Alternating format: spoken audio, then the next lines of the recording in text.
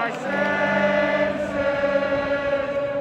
like a gallon of magnet, like a packet of woodbine, like a good pinch of snow, like a night out in Sheffield, like a greasy chip butty, like Sheffield United. Come fill me again. Ooh, come on, play! Lads.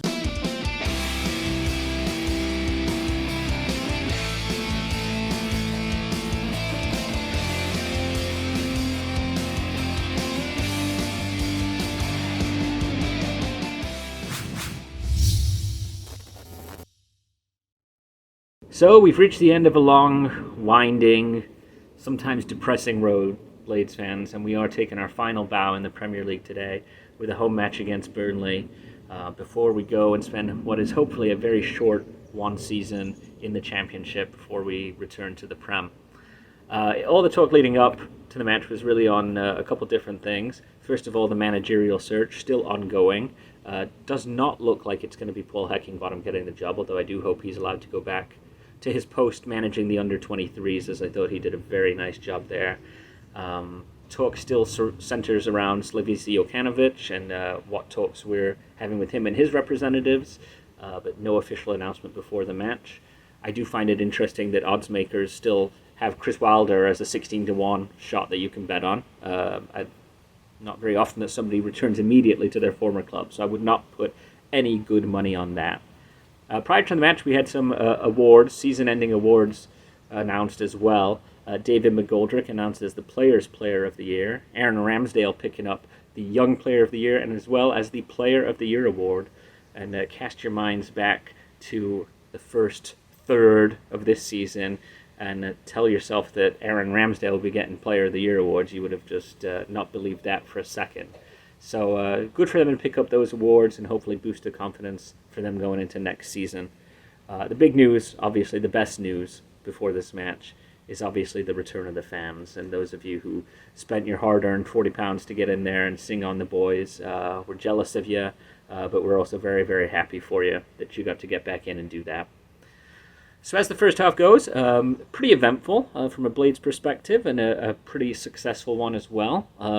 David McGoldrick on about 24-25 minutes picks up a ball from Enda, cuts inside, almost playing in that number 10 Mark Duffy role, playing off Jebison. Burnley defenders already on their summer holidays decide they're just going to play off and let him take a run, and he does, and he curls a beautiful strike into the bottom corner from about 25 yards out for 1-0 Blades. And for the first time in who knows how many months, the chants of, "Oh, David McGoldrick," ring out around beautiful downtown Bramall Lane. The first half also saw Aaron Ramsdale make a good save, tipping a shot over the bar.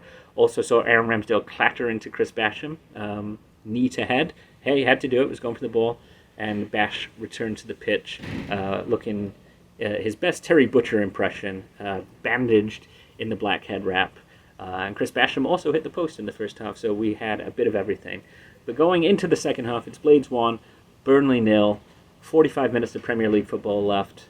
On a personal note, just want to say thanks to everybody for watching these all season. Thanks to Nick, Hal, and the rest of the Fans React group for making this such an enjoyable part of my Matchday weekends. And long may it continue into a much more successful championship campaign. 45 minutes to go. Blades 1, Burnley 0. Let's see if we can hold on. Up the Blades. So the second half, the final 45 minutes of Premier League football at beautiful downtown Bramall Lane. The players kicking towards the beloved Kop, seeing fans for the first time in a very, very long time. Looking to hold on to the lead, a 1-0 lead, which was given by David McGoldrick, which, as the stat man will kindly tell you, was the 1,000th Premier League goal this season. Sadly, only the 20th from the Blades. So with their lowest goal scoring record averted, could the Blades get a second? Well, it was Burnley who started very much the stronger in the second half. A change in formation with Vidra coming on for Brownhill meant that Burnley went for it a bit more, and maybe Sean Dyche with one of his rollerkins had give them something to think about. And the Blades weren't really in the second half too much, and for half an hour it looked like Burnley were going to get back into the game. The Blades looked tired. Chris Basham stayed on the field, looked like he was playing water polo with that black bandage and plaster on the top, which is surely a new fashion item which will get going. Good on you, Bash, that northeast spirit keeping going. As the game wore on, it kind of petered out, and the Blades had a couple of chances, but some disappointing balls in from Enda Stevens. Defended well, Enda, but didn't quite have the final product. The industrial Ben Osborne was taken off, and Phil Jagielka came on. Jags was this his last appearance in a Sheffield United shirt, but it was great to see the big man, the Sheffield United legend, get a quarter of an hour or so at the end of the game. Daniel Jebison was withdrawn. Not his greatest game, but he definitely put himself about a bit. And on came Ryan Brewster. And he looked a different man. He was getting forward. He was really putting the challenges in, really running about and trying to make things happen. Didzy had a shot late on, but the game was looking like the Blades were going to hold on for a 1-0 win until right at the death. Ramsdale sort of fumbled the ball in kind of a save which fell to Chris Wood, but there was my man of the match. Long throw, Jack. He actually cleared it away from the line where the ball was heading in. The Blades held out in front of a far from capacity Blades for crowd, but they'll be very, very happy that the season ends with a win. Sheffield United 1, Burnley 0. Now all is left to say is those player ratings. On to the Championship we go. For the last time this season, we have today's match player ratings. We're going to kick it off with Aaron Ramsdale. Today, he gets a 9 from me. Didn't have to make any tough saves like he has the last few games, but still, a lot of saves, kept the clean sheet, great performance. Definitely deserves the Player of the Season and Young Player of the Season awards that he received earlier today. On to our defense, Jack Robinson from me gets a 7.5. I thought he was very solid. Didn't really put a foot wrong. Was involved in some attacks. Definitely a step up from the Jack Robinson we were getting at the beginning of the year. And we saw at least one long throw today, so that was always good. John Egan in the center of the defense gets an 8 from me today. Very solid. Had a lot of key headers, good clearing of the ball. And yeah, just another solid Egan performance. Definitely did that captain's armband proud this season.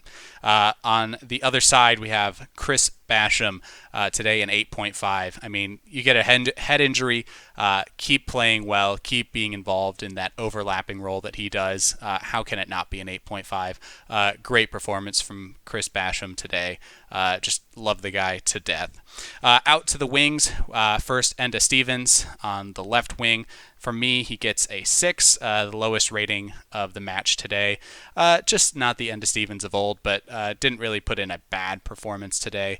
Just some wayward crosses and lost the ball a few times. On the right side, George Baldock gets a 7 from me. Definitely involved, always good for a run down the right side. Can take on a defender or two and get a cross in. So that's always good to see from Baldock. I don't think he's regressed as much as Enda Stevens on the other wing this season. Into the midfield now, we have John Fleck, giving him a 6.5. Definitely an okay performance from Fleck, just not as good as last year. We haven't really seen the great performances this year, bar 1 or 2 games from him. And today was another just okay day. Norwood in the middle of the midfield gets a 6 from me today. A couple good crosses, a couple good pings here and there, but he did give away the ball. Very silly, trying to take on a few defenders right in the center of the midfield. It led to a good chance for Burnley. Luckily, they didn't score, but still, he's done that a couple times this season. So hopefully, if he's sticking around next year, he can clean that part of the game up and get rid of the ball a little bit faster. And then our last midfielder today, the industrious Ben Osborne, gets an 8.5 from me. Always running around, always playing well with the ball, getting good crosses in from the left side. If he's in the attacking midfield role or on the right side, he is always involved, looks a threat to score a goal or get an assist. Love seeing him. He's got to be a part of the team for me next year moving forward. On to the strikers. We'll start off with David Didzy McGoldrick. For me, highest player rating of the game, a 9.5. He gets the goal. Would have been a 10, but he missed an absolute sitter at the end that would have put us 2-0 up and sealed the game off at the death. But alas, he missed it, so a 9.5 from me. But just a great performance. Definitely the second best player of the season on the whole team. Our top scorer, 9 goals on the year. Just amazing for him this season after a very low goal scoring year last year. Great to see him get that. Our other striker to start off the game today, Daniel Jebison. Solid performance. I'm giving him a 7. He definitely ran around, kind of got into the game a little bit more in the end of the first half and the second half, but just a little lacking in the strength. Gets a little bullied off the ball a little bit too much. The first touch a little wayward at times, but he's getting in the right positions. He's getting up for some headers, and we love to see that. Definitely a kid his age has a lot of room to grow and a lot of potential, and I'm hoping we can keep him growing and reaching his potential with Sheffield United in the future. On to the subs. We had 2 this game. Brewster came on for Jebison. He, for me, gets an 8. I thought he definitely stepped up one of his better performances, even if it was for about 10-15 minutes. Just ran around, wanted to be involved, good defensively, good trying to get the ball forward offensively. Had one shot, looked pretty good.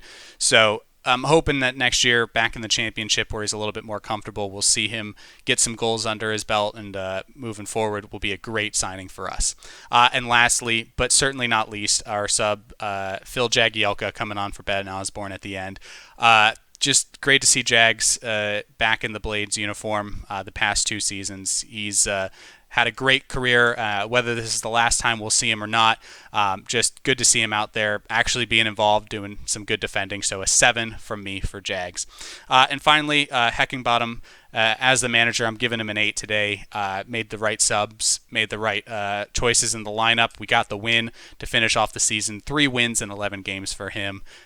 Just a good job as the caretaker manager. Whether or not he's going to be appointed as the full-time manager for the next season, or if he goes back to the under-23s, I just think he's done himself and the club proud. So we'll move on to the positives and negatives, and we'll see you guys next season. Take care. This is a Sheffield United versus Burnley positives and negatives. So starting with positives, Ozzy putting in 100% effort and slowly becoming one of Sheffield United's best players, which is what Sheffield United's about. Robinson was probably my man of the match, as he was strong, reliable, and I can't help but feel that if he were available all season, it might be a different story, but it is what it is. And the fact that Robinson is playing well goes to show that if we do sell Jock, which I hope we don't, but if worse comes to worse and we do sell him, that it'll be a good enough replacement. Jebison was good today. Didn't do much wrong, and I think that he's going to be one of our best players in future if we don't sell him. My final positives is for Basham, because he's one of my best players, and I had to mention him because today he had a cut, or he sliced his head open, and he carried on going, which I didn't expect any less from him, but he's got some guts to do that. Starting with negatives, I don't really want to be too negative, as it's last game of the season, and we've obviously won, and we've got a big season ahead, but we need to sort out as manager as soon as possible, so we can get to grips with it and get back in stadium. However, I would have liked to see Brunt start today or make his debut today, but I hope he starts him next season a lot more often. I'd like to congratulate the lads for a brilliant performance today, and I'm looking forward to next season.